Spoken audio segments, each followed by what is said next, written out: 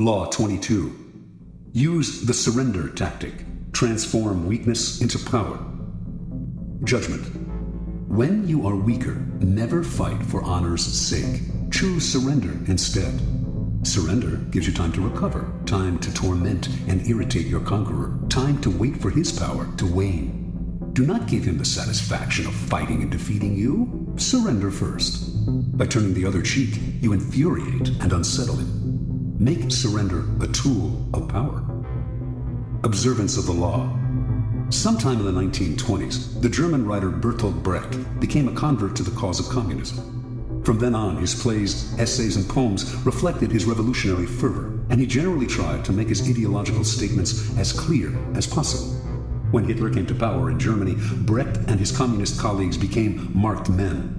He had many friends in the United States, Americans who sympathized with his beliefs, as well as fellow German intellectuals who had fled Hitler. In 1941, accordingly, Brecht emigrated to the United States and chose to settle in Los Angeles, where he hoped to make a living in the film business.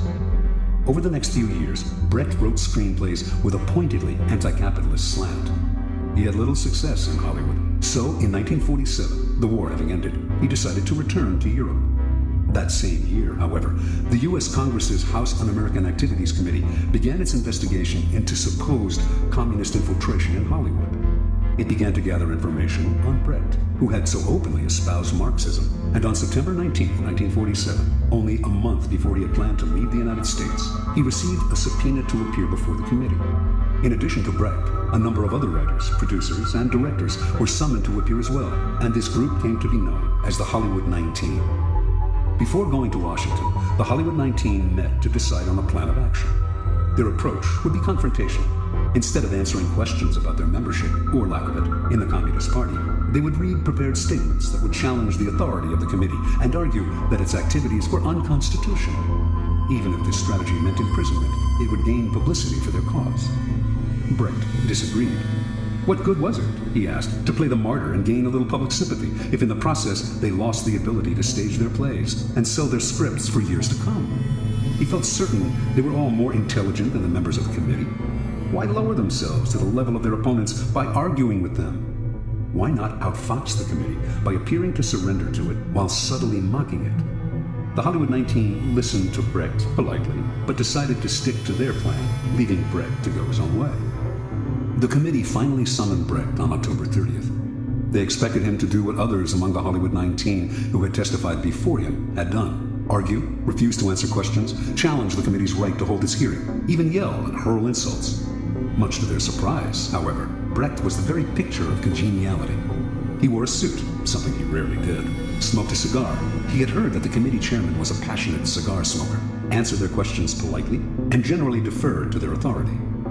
Unlike the other witnesses, Brecht answered the question of whether he belonged to the Communist Party. He was not a member, he said, which happened to be the truth. One committee member asked him, "Is it true you have written a number of revolutionary plays?" Brecht had written many plays with overt communist messages, but he responded, "I have written a number of poems and songs and plays in the fight against Hitler, and of course, they can be considered, therefore, as revolutionary because I, of course, was for the overthrow of that government." This statement went unchallenged. Brecht's English was more than adequate, but he used an interpreter throughout his testimony, a tactic that allowed him to play subtle games with language. When committee members found communist leanings in lines from English editions of his poems, he would repeat the lines in German for the interpreter, who would then retranslate them, and somehow they would come out innocuous. At one point, a committee member read one of Brecht's revolutionary poems out loud in English and asked him if he had written it. "No," he responded, "I wrote a German poem, which is very different from this." The author's elusive answers baffled the committee members, but his politeness and the way he yielded to their authority made it impossible for them to get angry with him. After only an hour of questioning, the committee members had had enough. "Thank you very much," said the chairman. "You are a good example to the other witnesses." Not only did they free him, they offered to help him if he had any trouble with immigration officials who might detain him for their own reasons. The following day, Brecht left the U.S., never to return. Interpretation. The Hollywood 19's confrontational approach won them a lot of sympathy, and years later they gained a kind of vindication in public opinion. But they were also blacklisted and lost valuable years of profitable working time. Brecht, on the other hand, expressed his disgust at the committee more indirectly. It was not that he changed his beliefs or compromised his values. Instead, during his short testimony, he kept the upper hand by appearing to yield, while all the time running circles around the committee with vague responses, outright lies that went unchallenged because they were wrapped in enigmas and word games. In the end, he kept the freedom to continue his revolutionary writing, as opposed to suffering imprisonment or detainment in the United States, even while subtly mocking the committee and its authority with his pseudo-obedience. Keep in mind the following. People trying to make a show of their authority are easily deceived by the surrender tactic. Your outward sign of submission makes them feel important. Satisfied that you respect them, they become easier targets for a later counterattack, or for the kind of indirect ridicule used by Brecht. Measuring your power over time, never sacrifice long-term maneuverability for the short-lived glories of martyrdom. Keys to power. What gets us into trouble in the realm of power is often our own overreaction to the moves of our enemies and rivals. That overreaction creates problems we would have avoided had we been more reasonable. It also has an endless rebound effect, for the enemy then overreacts as well. It is always our first instinct to react, to meet aggression with some other kind of aggression. But the next time someone pushes you, and you find yourself starting to react, try this. Do not resist or fight back, but yield, turn the other cheek, bend. You will find that this often neutralizes their behavior. They expected, even wanted you to react with force, and so they are caught off guard and confounded by your lack of resistance. By yielding, you in fact control the situation, because your surrender is part of a larger plan to lull them into believing they have defeated you. This is the essence of the surrender tactic.